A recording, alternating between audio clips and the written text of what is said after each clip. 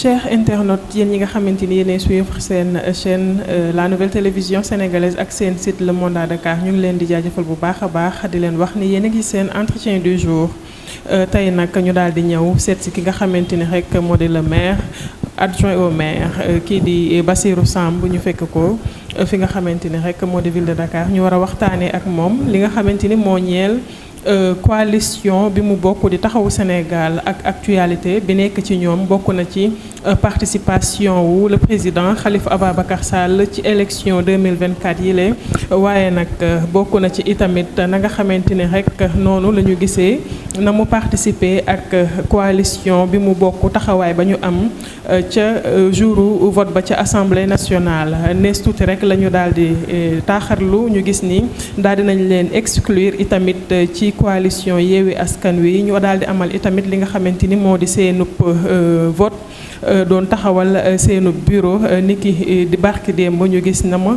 nga xamante ni rek noonu la vote ba amee mu juróon nag ay jiixi jaaxa mu mel ni dóor fayu la bu ko nit ñi jàngatee noonu waaye nag kii di njiital ville de Dakar moom Barthélemy daal dina génn def ci ay éclaircissement ba tax na nag ñu daal di ñëw ngir yaatal yooyu le ponk ak ki nga xamante ni moo di Bassirou Samb ginnaaw bi ñu leen nuyoo doon koy bàyyi mu nuyoo internetu nouvelle télévision sénégalaise. Soxna Aram maa ngi lay nuyu di nuyu sa caméraman mais di nuyu internet yi nga xam ne yëpp ñi ngi bàyyi xel suñu émission bu am solo bi ci seen internet di ñaan yàlla aussi lépp lu ñu fi wax rek yàlla na doon njariñu waa Sénégal. amiin incha allahu rabbi ñu gis taxawaay bi nga xamante ni amoon nga ko ngir participation wu Khalifa Ababacar Sall bokk nga ci élément yi gën a fës mënees nañu wax ne ginnaaw Barthélémy Dias ñi nga xamante ni ñoo doon nekk sur le terrain di wàcc ci li nga xamante ni moo di média bi ngir rek xeex à ce que seen président mu daal di bokk bi ngeen xamante ni def ngeen ko ci charte Yewwi Askan Wi ñu dem assemblée nationale bi ngeen demee dialogue laay wax sax mu bokk ci ponk yi ngeen waxtaanee ngeen am ci ndam dem assemblée nationale ñu voté ko mu jàll dañuy wax ci li nga xamante ni rek moo di procédure bi ñu gis ni dafa am jiixi jaaxa ci askan wi naka ngeen mën a demee li nga xamante ni moo di dialogue ba trouver benn consensus ngeen dem assemblée nationale ñu gis vote bi ni nga xamante ni noonu la demee ci diggante coalition Yewwi Askan Wi ak ñenn ñi nga xamante ni ñoom ngeen ko bokkoon lan moo waral lu ne mel ndax dafa nekk loo xamante ni waxtaanoo leen woon ko woon comme li ñuy wax footum biir nekk ngeen waroon ko waxtaan ba trouver terrain d'entente am déet. waaw su xam nga Khalifa Ababacar Sall. Il fait partie aujourd'hui des plus anciens de cette opposition s'il n'est pas le plus ancien ñu bokk parti bu tudd parti socialiste mu màgge fa yaroo fa def fa lu ne en 2014-2016 éclate des problèmes te li indi woon problème bi mooy dañu jàppoon ne parti bu doy ni parti socialiste warul mën di topp ci ginnaaw vu sur ce que représente le parti socialiste on ne peut pas aller à des élections sans le parti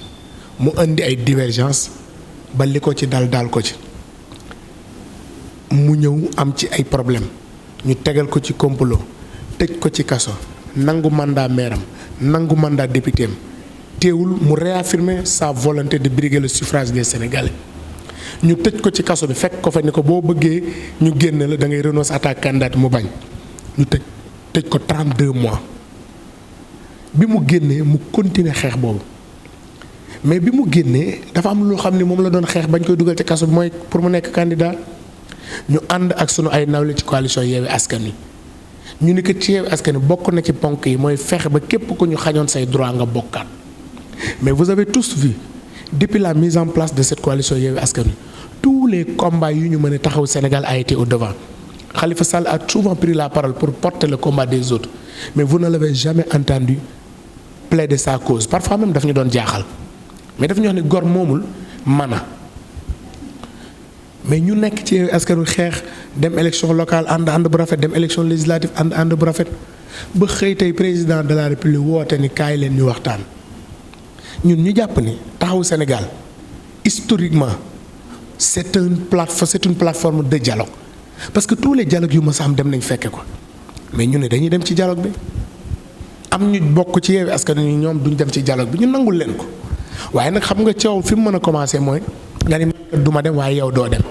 ñu leen déet coow a ngi bëgg am parce que nag ba ñuy ànd Yewwi Askan Wi il n'a jamais été question de dire qu'on soutient dañuy nekk ci ginnaaw kenn il n'a jamais été dit on renonce à notre candidature il a été dit dañuy ànd local ànd législative présidentielle ku ci ne c'est la pluralité des candidats donc coow mën na bañ a am foofu mais yow nga ni man kat damay bokk xeex laa gis kii ni la man kat waxtaan laa bëgg a def ngir bokk coow li commencé man ma jàpp ni coow mënoon na fa bañ a am parce que li ñu boole moo ëpp foofu li ñuy tàqale donc combat boobu ñu mëne woon 2014 2015 2016 tey dama jàpp ni aboutissement la parce que li xew du dara lu dul am na injustice bu ñu tegoon Khalifa tout le monde sait que bi ñu koy éliminer 2014 juridiquement amul dara lu ñu ko mënoon tere mais des moyens politiques la ñu utiliser nous aussi on utilise encore des moyens politiques waxtaan ba am li ñu bëgg donc du lu ñu saraxu du lu ñu ñaan mais dañu considérer ni c'est une injustice bu ñu ko tegoon tey injustice boobu rek lañu dindiwaat à travers le dialogue donc foofu nag liñ ciy indi rek mooy seen Cheikh Ahmed Tidiane daf doon wax ni lu jikko mënul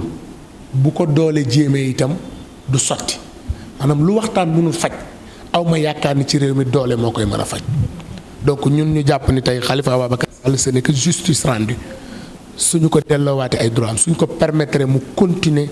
à demander le suffrage des Sénégalais. ngeen dem ci dialogue ba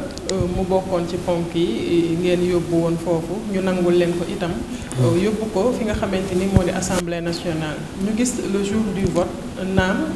réeroo amoon na ca njëlbeen ga moo di seen participation au dialogue mais ci li nga xamante ni moom la ñu for moo di modification L29 L30 da ngeen ko déggoo woon mu di parti Pastef comme parti PUR ñëpp ci coalition Yewwi Askan Wi da ngeen ko déggoo woon bi ñu demee ba le jour J ñu gis ni mu mel ni réeroo dafa am.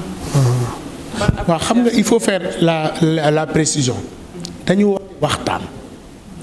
ñun ñu accepter dem ci waxtaan bi boo dégloo président Khalifa bi muy def ni on veut la modification de 3 articles L29 L30 L57 yàlla dogal bi ñu demee ci waxtaan bi am nañu accord sur L29 L30 parce que L29 c'est sur la temporalité dire que une personne perte na ay droits am mais waru ko nekk éternellement maintenant ñu def ko 5 ans L57 malheureusement amuñu ci accord parce que L57 bi ñu koy def en 2018 ou 2019 ils ont mis le terme électeur c'était pour jàkkaarloog Khalifa Sall ak Karim Wade donc mu ñu ci accord mais bu ñu demee toog waxtaan ba am lu ñu jiboo mais li yoon nangu mooy la ñu waxtaane bu ñëwee ñun ñu voté ko mais malheureusement on a vu non parce que dañ ci génne rek loolu mais tey bu ma demee ñëw waxtaan ak yow bañ jiboo mais la ñu fa jibale fa muy jëm xam nañ ko mooy loi la question qu'il faut poser c'est aux gens de Yewwi parce que tey j'entends beaucoup de personnes parler de traite mais ñun on peut crier à la traîtrise parce que ñoom ñoo taxawoon ñu ne Khalifa Sall dafa war a bokk ñu dem voter la loi constitutionnelle ñoom ñu dugal recours au niveau du conseil constitutionnel pour bloquer ko ñu war a voter la loi pour réhabiliter Khalifa ñu boycotter cette loi donc kan moo war a yuuxu traite qui a été trahi mais c'est Khalifa Ababacar Sall parce qu'il s'est donné corps et âme pour cette coalition il s'est battu pour tout le monde il s'est même oublié parfois au profit d'autres personnes. est-ce que nekkul itamit ni ngeen dañuy jàpp ni dem ngeen ca dialogue ba waxtaan ngeen ba trouver terrain d'entente ci L29 L30 waroon ngeen def la même chose ba L57 bi nga xamante ni moom moo dabu njiital parce waaw xam nga loolu li muy tekk xam nga match de football ñu convoqué la kaay jouer nga ni yow joué woo match ba neexu la ñu dem ba mëne sa équipe nga ñëw naan noonu na entraîneur ba classé moo baaxul bu ñu yab nit ñi bi ñu waxee waxtaan dañ ne na ñëpp ñëw mais imagine taxaw Sénégal point yi mu doon porté un peu seul su doon tey par exemple tout Yewwi Askan Wi était à côté de taxaw Sénégal est-ce que tu penses pas qu'on aurait beaucoup plus de résultats li ñu nekk assemblée di xeex naan nañ dugal L57 su ñu ñëwoon au côté de taxaw Sénégal dans le dialogue taxaw Sénégal ni L57 dañ koy modifier tous les autres partis de Yewwi demandent modification tu penses qu'on n'aurait pas gain de cause. te bu boobaa peut-être wàllu dina leen fekk. boobaa ñun ñëpp dañ ciy ànd mais li leen dal mooy li olof naan bàyyi ba jaan romb la ngay topp di dóor ca watin ba da ngay sonn donc li ñuy wane rek mooy man je magnifie et je félicite encore le président Khalifa pour courage bi mu am parce que dañu jàpp ni tey. lu la waxtaan mayul doole du la ko may te l'histoire nous donne raison politique comme le dit le député maire Barthélémy du xol xel la te tous les grandes crises au monde autour d'une table la d'ailleurs ce qui criait hier ne duñ dem dialogue boo dégloo tey récemment ñoom ñooy wax ni président na waxtaan ak diw. Donc nit il faut être constant. Oui. Phase 2 ils ont tenté mais tu penses que tey ñiy wax ni tey xam nga man à un moment donné j'ai l'impression qu'il y a des gens au sein de Yewwi Askan Wi et même parfois de Pastef qui n'ont pas joué le jeu pour Ousmane Sonko. J'ai l'impression qu'il y a des gens au sein de Yewwi à côté de Sonko qui ont travaillé pour qu'il soit dans cette situation-là. Parce que kilifa boo ànd ak moom toll ci benn situation bi il faut oser parfois lui dire la vérité, il faut lui dire nañu dem waxtaan. Parce que waxtaan bi ñuy wax tey pour Ousmane Sonko nga yaakaar ni démb bu ñu ko waxoon loolu ñoom dina toll ci situation bi mu toll. léegi am na ña nga xamante ni ca wàll wa ay chroniqueur ku ci mel ni Ndiaw Fall moom day toog ci télé yi moom day xamle ni le président Ousmane Sonko moom moo fekk nan laa ko mën a waxee ay màgget ñëw dugg ci ñoom ñoo ko gasal kàmb muy def allusion ki nga xamante ni moo di Khalifa Ababacar Sall ay Aïda Mbodj ay Habib Sy il les a même cités ndax loolu itamit nekkul benn piège boo xamante ni da ngeen ko tegal comme moom. non xam nga piège amul ñun Taxawu Sénégal nous avons toujours voulu être constant dans la démarche Taxawu Sénégal li mu subir dans cette coalition mais tey bu ñu yuuxu woon traîtrise fan lañ jëm tey boo jëlee au niveau de la ville de Dakar maa ngi koy répété 2016 bi ñuy gagné 2009 on était 16 communes ñëwaat 14 tey dans la ville de Dakar Taxawu Sénégal a à peine 8 maires. Dans le conseil municipal de Dakar où nous avons été toujours majoritaires, on se retrouve aujourd'hui avec une trentaine de conseils. Et on a perdu beaucoup de nos camarades à cause de cette coalition. Mais Khalifa a toujours voulu être solidaire, Khalifa a toujours voulu être conscient. moo tax mu jàppoon ni ñun ñëpp nañ ànd dem ci dialogue. Tu penses que tey bi Khalifa ne nañ dem ci dialogue ñun ñëpp bu ñu àndoon nekk benn say comme ni ko Yewwi defoon li am ni dina am. Et si vous remarquez Khalifa dafa am problème gars yi dañu fexe ba créer problème Khalifa ak Yewwi rek nga gis ni ñu accélérer procédure tey au sein d'Ousmane Sonko. Moi j'ai l'impression que ce qui reste de Yewwi il y en a qui ont joué qui ont tout fait pour que le président Sonko soit dans cette situation kenn yéene wu ko mais ñun nag dañu jàpp ni moment bi ñu tolloon yow mënoo wax ngir man ma bokk xanaa nag di nga man nangul man ma dem waxtaani pour bokk. D'accord maa ngi lay dégg ci sa biir wax nga ni bu ñu seetloo problème bi dafa démarrer entre Khalifa ak Ousmane Sonko c'est-à-dire les deux partis les deux camps rek ñu accélérer c'est-à-dire donc Khalifa ñu ngi ko doon bàyyi xel su ma mënee wax à un moment donné mi ngi doon jéem a protéger Ousmane Sonko. mais Khalifa a toujours joué le rôle de sage. Il s'est toujours considéré comme quelqu'un qui doit protéger toutes les personnes avec qui il était dans cette coalition. Ou parfois même au prix de s'oublier. Tu penses que c'est ce qui est en train de se passer là avec Yewwi Askan Wi. Khalifa a été président de la conférence des leaders. En 2022, nous avons tous vécu l'épisode des législatives. Vous avez vu beaucoup de leaders sortir, attaquer Yewwi Askan Wi. Mais est-ce que gisoon nga tâtonnement bi amoon au moment des locales, c'était une période très cruciale. Où on a attaqué Yewwi Askan Wi mais le groupe était resté soudé, il n'y a jamais eu ces écarts de langage. Aux législatives, il y a eu énormément de problèmes, des attaques, les gens pensent qu'il y a eu des tasses, mais Yewwi est resté soudé, il n'y a jamais eu des écarts de langage. Mais regardez ce qui est en train de se passer dans cette coalition aujourd'hui. Donc cela prouve simplement que Khalifa était l'élément fédérateur au sein de ce Yewwi Askan Wi. Parce que depuis qu'on a tenté de l'écarter, vous voyez les erreurs qui se multiplient dans cette coalition. D'accord ci biir participation mu mel ni dafa am la nga xamante ni rek moom la ñuy wax ni gàkk na ci participation Khalifa ainsi que Karim Wade tey yow mënees nañu jàpp ni loo ñu wax ci loolu la ñuy téye. C'est-à-dire 2 jours yi ñu ngi doon bàkku mais amendement il faut ñu fay ko te bu ñu ko fayee moom mooy wane ni ñun ñoo defoon d'accord nañ ni ñun ñoo def. D'abord amendement boobu te dañu ni amendement boobu ci modification L29 bokk na ci ni dañ koy annuler. xam nga lan ngeen ñu mën a teg ci ñu. D'ailleurs je félicite la très belle contribution de Ndiaga Sylla hier bi mu génne ma rappelé ñaari mbir d'abord bi ci njëkk mooy que Khalifa Sall n'a jamais été condamné pour détournement des deniers publics amul. Deuxièmement ñoom dañ koy toppee 1,8 milliard mais ca condamnation ba 5 millions la ñu waxoon. Troisièmement la Cour de justice de la CEDEAO a condamné l'État du Sénégal à payer à Khalifa 35 millions. Kan moo ameel moroomam xaalis l'État du Sénégal doit 30 millions à Khalifa. Et l'autre chose je rappelle à ces gens-là bu dee jàng seen xam-xam dafa soriwul wala boog ils sont de mauvaise foi en 2022 Khalifa Sall bi muy déposé dossier de candidature am quitus fiscal am mi ngi ci ku amee état bi di nga am quitus fiscal dossier ya mu déposé woon le quitus fiscal était là-bas. Donc aujourd'hui xam nga ñiy wax c'est des gens qui disaient que bu leen dem ci dialogue bi boo demee doo fa am dara Macky daf lay nax ñu dem dialogue ba ñu am fa résultat ñu ne du jàll ci député yi jàllale ko ñu ne duñ ko promulguer. Ils sont toujours dans la logique donc ñoom nañuy wax rek ñun ñuy def mais Khalifa Sall cursus bi mu def ci politique 40 ans de vie politique si bu cuune à ce niveau non déedéet ñi ko wër cuune amu ci cuune yi dañ leen di xooli feneen donc tey jii ci liggéey bi rien n'entrave la candidature du président Khalifa Ababacar Sall. D'accord yaa ngi ne ñi ko wër cuune amu ci mais ñu gis ni démb sax le maire de la ville moom monsieur Barthélémy Diaz mi ngi koy wax mu ngi ni locataire bu génnee borom këram ci biir kër bi. mais foofu est-ce que du cuune lañ fa mën a nemmeeku. non du cuune xamal tax xam nga li tubaab di wax un crime n'est jamais parfait. dañoo def bureau municipal ville de Dakar on a terminé les travaux à 20h à 22h Yewwi Askan Wi génne communiqué d'ailleurs je me demande quel Yewwi parce qu'on a l'impression que c'est un groupuscule parce qu'il y a beaucoup de leaders de Yewwi bi leen seen indi approché dañuy yëguñu communiqué bi dañoo xëy gis ko ci média yi donc kan moo bind communiqué bi. Deuxièmement Yewwi dafa am ñaari catégorie de membres dafa am des membres de droit et permanent muy Pastef muy PUR muy Taxawu am les autres membres. Et toutes les décisions dafa am droit de veto à ce que je sache bi ñuy def seen communiqué bi Ousmane Sonko était à Sébikotane est-ce que gis nañ ko Khalifa Sall était hors du Sénégal et je ne pense pas que gis nañ suñu waajur bu baax bi sëñ Moustapha Sy mooy première remarque. La deuxième remarque tey jii li tubaab naan un crime n'est jamais parfait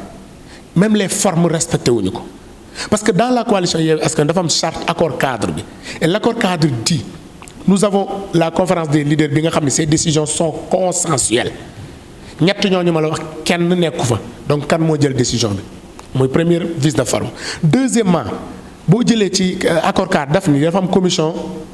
médiation et d'arbitrage xam ne su amee un différend entre membres de Yewwi Askan Wi c'est cette commission mooy convier membre concerné bi mu accompagné par un autre membre ñu déglu ko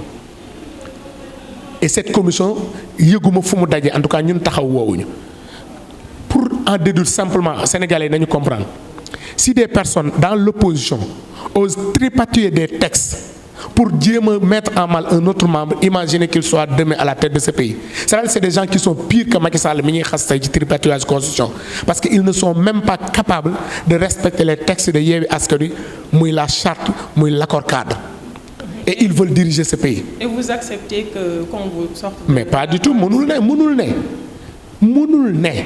Parce que Yewwi c'est Khalifa Ababacar Sall acte politique la ñu posé mais les actes politiques vont répondre et l'autre chose tey bu dee dafa am ñu jóge Pastef dem gedd wax leen mais nañu déglu seen yeneen membres dans le bureau municipal de la ville de Dakar il n'y a que les membres de Yewwi Askan Wi. Deuxième adjoint FSD/BG la bokk bu Cheikh Bamba Dièye. Troisième adjoint c'est la présidente départementale des femmes de Pastef de Dakar. Sixième adjoint grand parti bu Malick Gakou la bokk. Septième adjoint PUR la bokk. nga yéegaat di nga fekkaat le parti de Guirassy représenté par Madina Adi Tall di nga ko fekk quatrième adjoint PUR la bokk non mi ngi ci biir PUR la bokk. kan ko ci Pastef. non Pastef maa ngi ñëw may eggale foofu donc pour dire il y a près de 8 ou 9 partis de Yewwi Askan Wi représentés dans le bureau municipal. Donc quand on dit que Pastef a été trahi donc c'est tous les représentants muy du PUR du grand parti. de Pastef de FSD/BG ils ont tous trahi Pastef donc logique pour logique qu'ils demandent à leurs représentants dans ce conseil municipal si cela est avéré qu'ils rendent tous le tablier pour dire simplement que li ñu def il y a un décalage aujourd'hui entre certaines directions de parti et les représentants à la ville de Dakar parce qu'ils savent que ce qui s'est passé ici c'est de manière consensuelle et concertation là maintenant ceux qui acceptent d'être emporté par la manipulation comme le dit le maire Barthélémy ne leen yàlla may xolub muñ. ñu gis ni ci Pastef am na ñi nga xamante ni comme li nga wax ñoom ils ont rendu le tablier. Oui effectivement parce que Pastef devait avoir troisième adjointe bi heureusement accepté na ko muy Mami Aw Dieng sixième adjoint Makhtar Magasuba il a décliné 17e adjoint bi Carmeline elle a décliné et ce qu'il faut rappeler aux gens on dit que Pastef a boycotté le vote mais c'est pas tout Pastef. Il y a des éléments de Pastef qui sont restés dans la salle jusqu'à la fin du vote. Donc il faut dire une certaine partie de Pastef à boycotter parce qu'on n'a pas accepté d'accéder à leur enfantillage. D'accord mu mel ni ci côté bi nga xamante ni foofu la ñuy jeexale ci point boobu Abbas moom moo nekkoon premier adjoint bi pour ñu respecter li nga xamante ni moo di parité moo tax ñu defaraat bureau bi lan moo tax moom figuré waatul ci biir bureau bi. waaw xam nga bureau moom bu ñu koy teg parti bu ci ne da ngay am ay nombre yow yéenay waxtaan seen biir ni diw ak diw ak diw la donc moom peut-être. bu ngeen ko gisee laaj ko dina leen wax lan moo tax nekkaatul ci d'accord ñoom ñoo defoon seen proposition boobu donc léegi ci li nga xamante ni moo di li ma ko mën a waxee moo di élection 2024 yi ñu jëm gis nañ ne Khalifa mu ngi préparé mais ndax waajtaay bi ak diggante à 5 mois des élections est-ce que mën nañu xaar gis benn taxawu Sénégal bu taxaw comme son nom l'indique. Je vous dis tout de suite, Taxawu Sénégal est plus que jamais déterminé. Et je vous dis, dans les jours qui viennent, vous allez voir benn ruée bu extraordinaire parce que bari na ñuy wër ci télé yi di wax qui soit même de Yewwi Askan Wi bu ñu waxee ci suba gi daan ni ñun kat nangam ak nangam bu guddee il frappe à la porte pour ñëw soutenir le candidat de Taxawu Sénégal. Et ça, Inch'Allah, dans les jours et les mois qui viennent, vous allez voir. mooy les et cetera. Mais les et cetera les autres bari na ci ñoo xam ne la ñuy wax ci kaw ak la ñuy wax ci suuf bokkul. moo tax ma xamal ne dans les fan yi di ñëw tu verras que la candidature qui rassemblera le plus de Sénégalais c'est celle du président Khalifa Ababacar Sall. donc ndax dañuy mën a xaar ngeen am yenn intercoalition ngeen def benn surprise pour mën a am. waaw mais xam nga élection moom boo fa jëfee il faut ratisser large parce que c'est la rencontre d'un homme avec son peuple mais li ma xam tey dans toutes les couches de la société sénégalaise des personnes s'organisent pour soutenir cette candidature du président Khalifa Sall. Dans tous les groupes politiques du Sénégal, des personnes s'organisent pour soutenir la candidature Khalifa. Parce que c'est la candidature de la stabilité, c'est la candidature du recours, c'est la candidature des démocrates, c'est la candidature des républicains. C'est la seule candidature capable de réconcilier le peuple sénégalais après 2024. D'accord bii mooy laaj bu mujj bi moo di njiital réew mi demul nga mais nee nañ li leer mooy dina am ñaari candidat benn ci Benno Bokk Yaakaar benn ci opposition bi xel ñaaw. waaw bu fekkee ci opposition bi mbaa doon Khalifa. loolu moom je préfère nga laaj ko ñi ko wax. Mais yow en tant que. non moo tax ma ne question boobu laaj ko ñi ko wax. non il faut nga déposer Khalifa Sall. comme yow wax nga politique benn affaire da cee am da ngay jaay xel fii boo wanee doole doxul da ngay jaay xel est-ce que tamit du comme ni ñeneen ñi non xam nga li am solo. ñun Khalifa Sall aujourd'hui c'est le plus ancien dans l'opposition et en matière de cohérence il n'y a pas meilleur que Khalifa Ababacar Sall et ñi ngi tàllal suñu loxo bépp sénégalais bu retrouver wu ci projet de société bi bépp sénégalais bu jàpp ni le Sénégal a besoin de paix de stabilité après 2024 ñi ngi tàllal loxo ñëpp parce que Khalifa Sall est l'homme qu'il nous faut pour rassurer c'est l'homme qui rassure et qui assure. D'accord Bassirou Samb maa ngi amoon mbégte bu baax a baax jàkkaarloo woon ak yow ci entretien du jour yow xam nga ni dangaa bokk ñi nga xam ni du ma raté benn yoon seen ay sorties man comme je le dis toujours képp koo xamante ni journaliste politique surtout da nga war di jege ay hommes politiques jege leen ça ne veut pas dire di toog ak ñoom tous les jours mais di leen suivre de près da nga bokk ci ñi nga xamante ni dama lay suivre de près nga jàngal mu lu bari itam maa ngi lay remercier ci entretien bi nga xamante ni accordé nga ma ko di la féliciter war encore une fois. merci beaucoup en tout cas di leen féliciter ak seen organe bi di ñaan yàlla gën ko màggal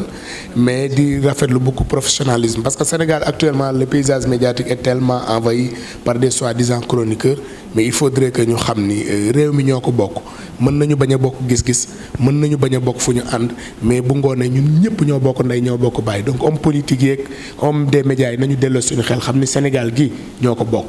sama benn maam dama ne ko Sénégal benn bopp la kenn mënu koo xarñaal mënu ma déedéet mën nañ koo xarñaar waaye kenn waru koo xarñaar te nag ku ñam injustice di nga xam ni baaxul donc nañu delloo ci xel yi nekk benn defar suñu réew. jërëjëf chers internautes ñu ngi leen di jaajëfal li moo nekkoon seen entretien du jour ñu leen di jox dig daje beneen yoon beneen invité ak yeneeni sujet jërë ngeen jëf. Merci beaucoup.